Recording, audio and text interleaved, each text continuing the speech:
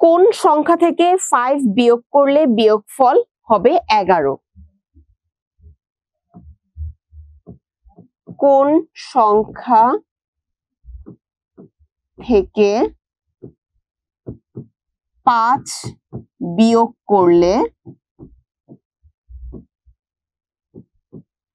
বিয়োগফল 11 হবে? 11 হবে, এটাই হচ্ছে তোমাদের প্রশ্নটা। ঠিক আছে, এখন আমরা এটাকে এটাকে সলভ করব, যে সংখ্যাটার মান বের করবো আর কি। ঠিক আছে, তো প্রশ্নটা কি সবাই বুঝতে পেরেছো? প্রশ্নটা আমি ছোট করে লিখছি, কারণ প্রশ্নটা তো তোমাদের সামনে বইয়ে আছে, সো এই জন্য আমি ছোট করে লিখছি প্রশ্নটা। অনেকে অ্যান্সার বলে দিচ্ছ যে x = 16। আচ্ছা, আমরা অঙ্কটা সলভ করি। ঠিক আছে, অঙ্কটা সলভ করি। দেখো, আমরা যথারীতি আগের অঙ্কটার মতোই আমরা মনে করি সংখ্যাটি x। ঠিক আছে, সংখ্যাটি x।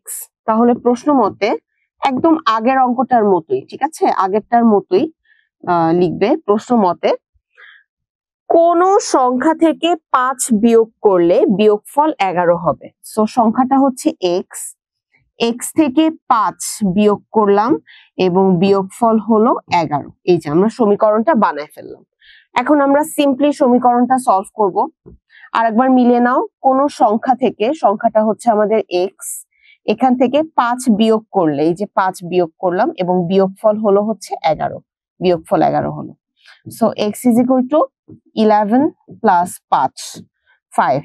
সুতরাং x = কত? 16। তাহলে আমরা এখানে লিখবো সুতরাং সংখ্যাটি 16। এটাই হচ্ছে আমাদের অ্যান্সার। সো যারা অ্যান্সার আমাকে করে দিয়েছো 16, ভেরি গুড, তাদের অ্যান্সার হয়েছে।